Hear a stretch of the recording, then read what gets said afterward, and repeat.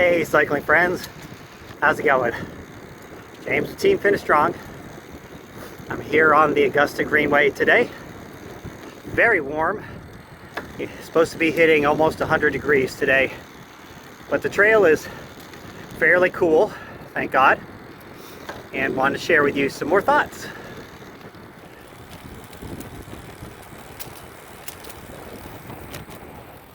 In cycling, it's a known fact that everybody's going to crash at some point. It's not a matter of if, it's just a matter of when. And so, having been forewarned of that, with some trepidation, I started on my cycling journey. Well, sure enough, in my rookie year, I had my first crash. I was on a group ride, and our group leader was in the process of turning around because we had missed our turn, and not knowing the signals or recognizing what the group leader was doing, I continued forward and ended up crashing into someone who was in the process of making a U-turn, and unceremoniously landed on the pavement with the other cyclists on top of me. And this guy was not light. He was like 200 plus pounds, I think. So I thought, oh gosh, I really did it for my first crash.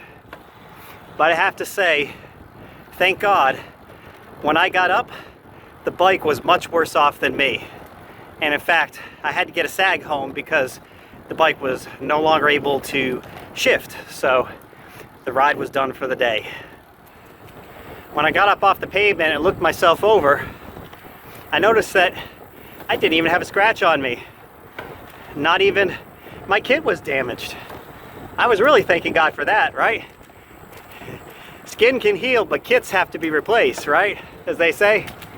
But seriously though, I really think God's angels had been protecting me, considering the fact of the speed and violence of the collision and what it did to my bike. I have to give God all the credit for that. In fact, the only thing that I came away with was a sore shoulder for a few weeks.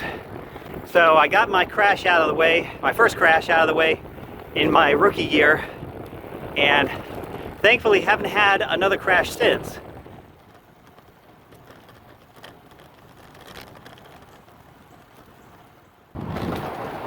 So it's a fact that just like in cycling, in life, we all fall sometimes. It's a known fact. The Bible says that all have sinned and fall short of the glory of God.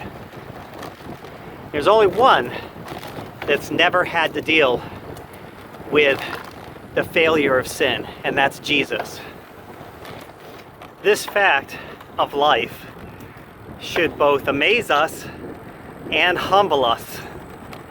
Amaze us because God still accepts us despite the fact we've fallen short of his standards. And he does that through the work of his son Jesus, and I've shared that on many occasions on my blog. But it should also humble us too, because we recognize that our worth to God is not based on our performance. We are way, way short of perfection. And because of that, the attitude of the believer should be one of humility and gratitude. Humility for recognizing our position before God for what it is, and gratitude for everything he's done for us despite that.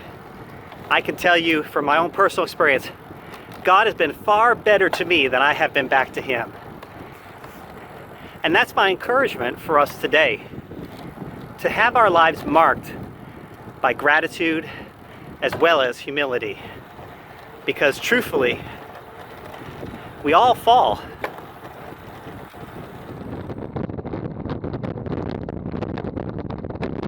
So if you're a believer and you found yourself fallen,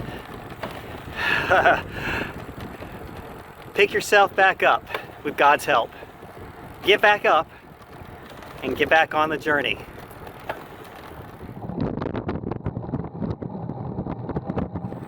Finish strong, and that's your thought for the week.